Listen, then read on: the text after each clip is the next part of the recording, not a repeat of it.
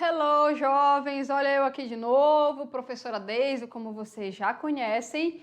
E o que eu falei que nós íamos fazer nessa aula de hoje? Exatamente, revisão de conteúdo e também temos depois resolução de exercícios, ok? Então, pessoal, vamos lá. Nossa aula 48.2, ok? Nós vamos aí para a revisão de estática dos fluidos. Nós estudamos aí a parte inicial de estática dos fluidos, que estuda o quê?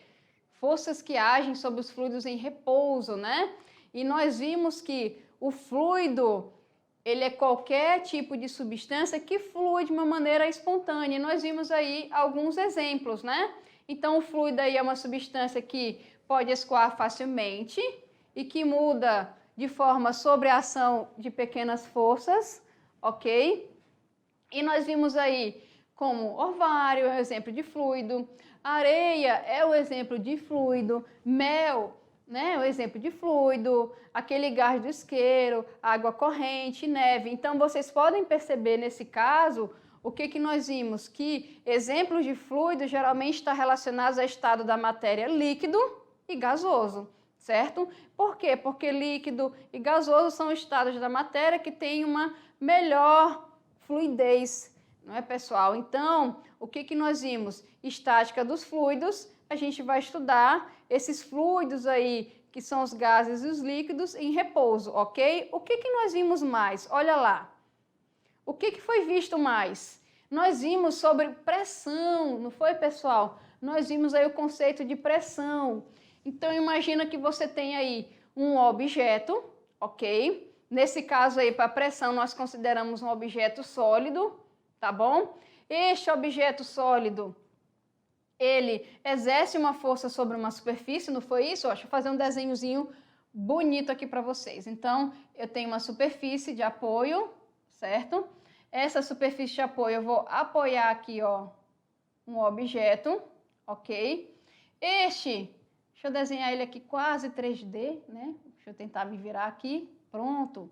Este objeto, ele tem 3 dimensões, então ele tem aqui, ó, um comprimento. Eu vou colocar aqui a largura, que é o que a gente precisa para poder trabalhar a área desse objeto.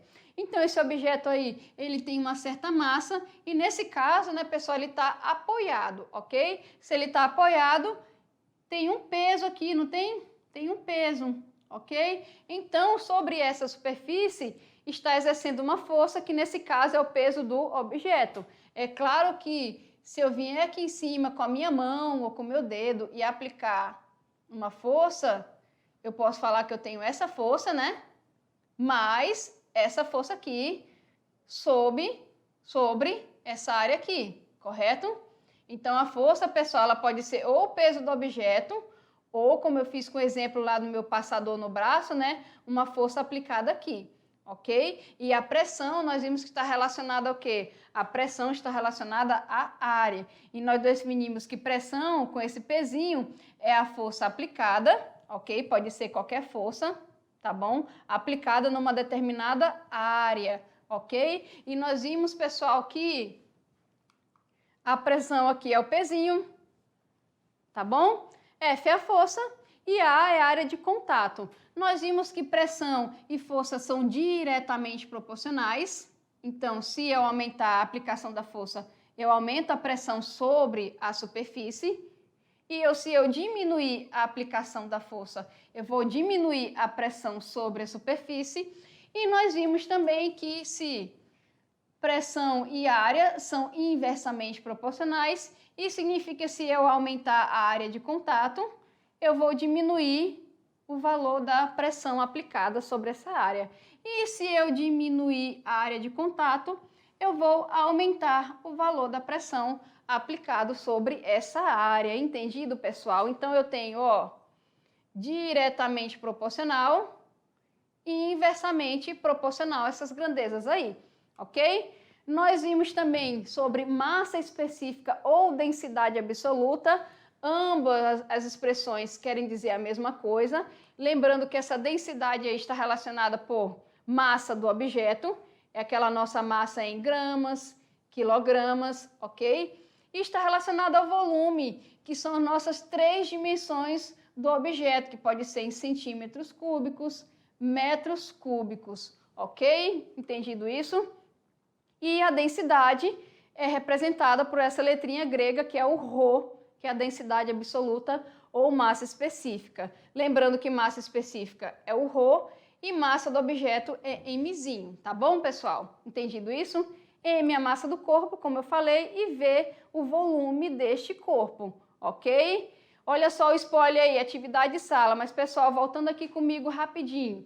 Então, nós vimos pressão, nós vimos aí densidade, ok? Lembrando que densidade é a mesma coisa que massa específica, e também nós vimos aí algumas propriedades. Pessoal, fiquem comigo, que daqui a pouco tem atividade de sala, daqui a pouco eu volto com vocês, tá bom? Tchau, tchau.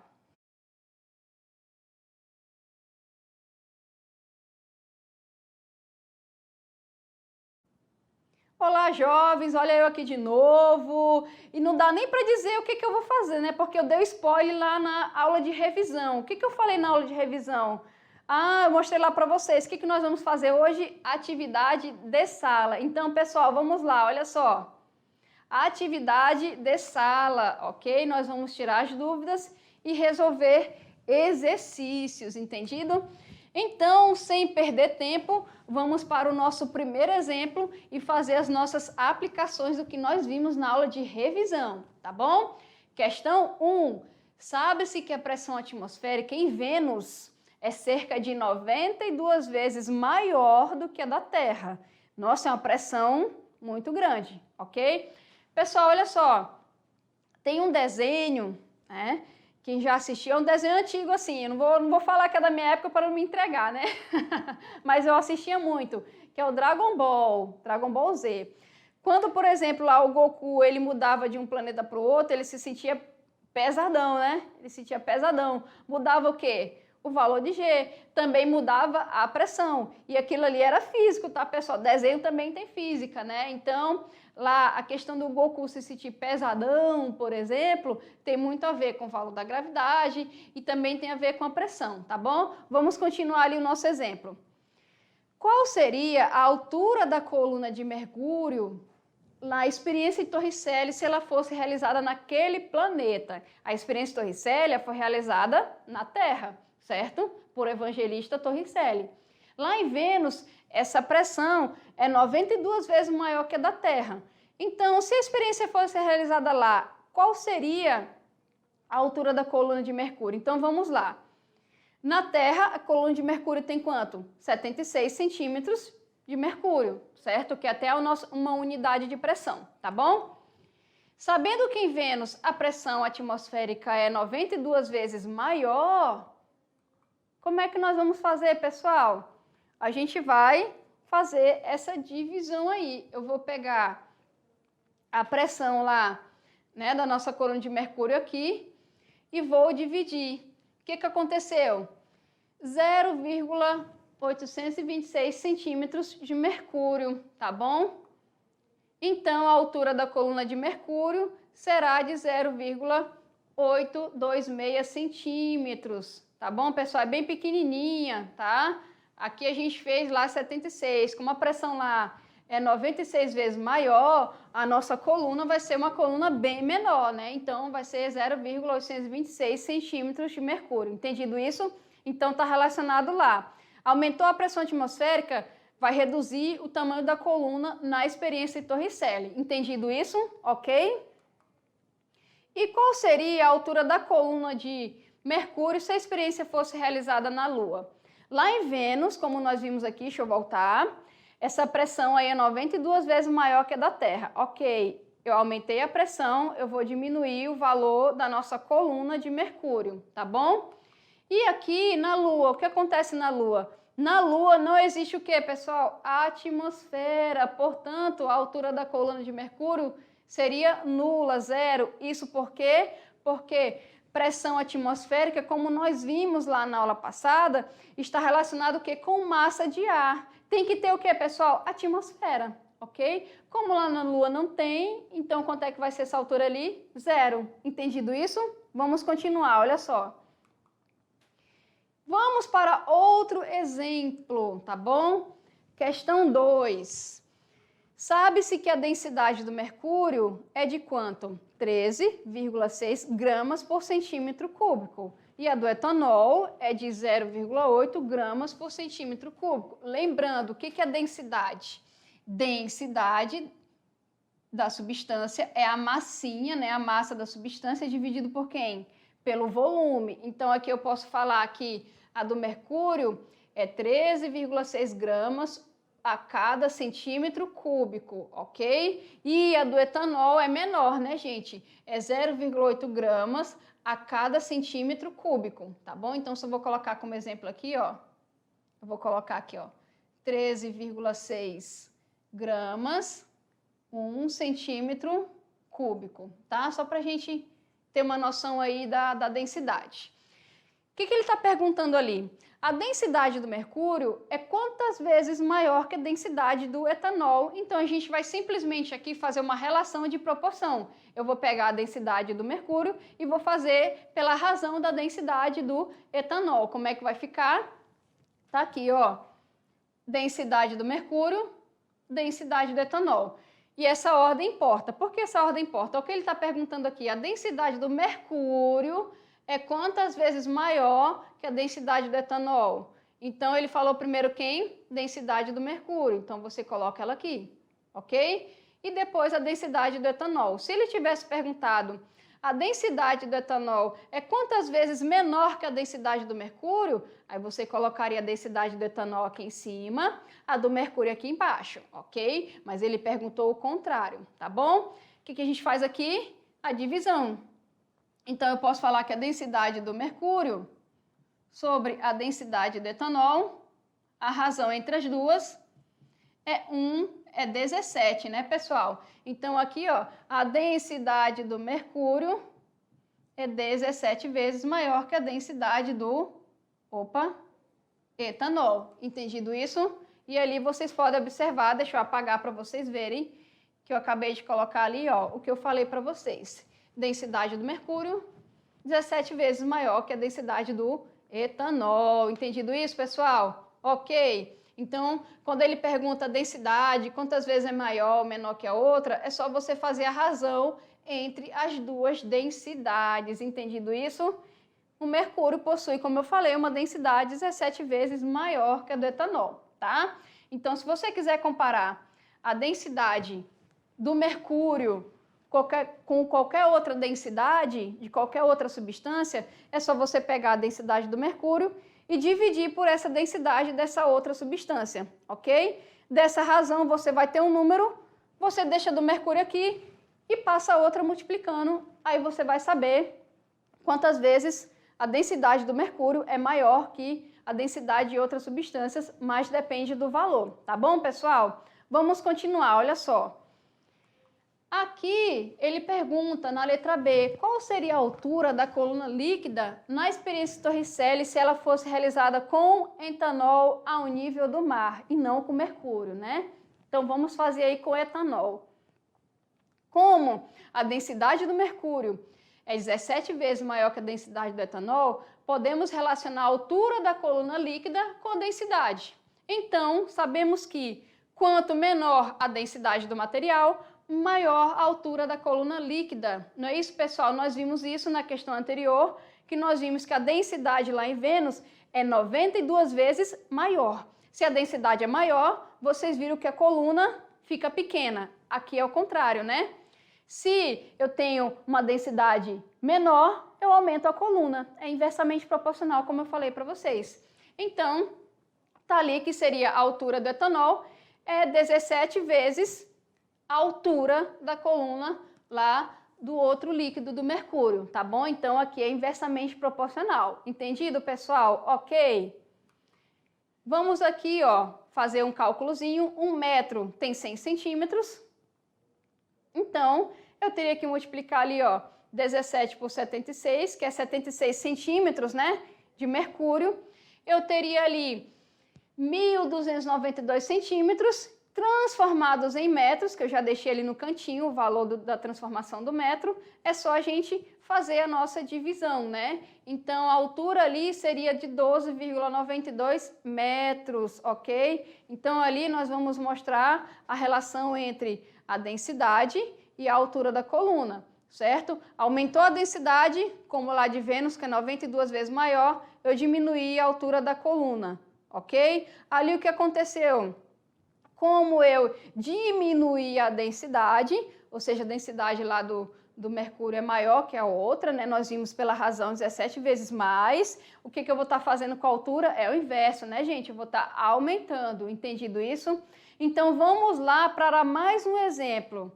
O que está escrito ali? Olha só, questãozinha do Enem, se liga no Enem. Então, vamos lá para o nosso último exemplo das nossas atividades. O que fala ali na questão 3?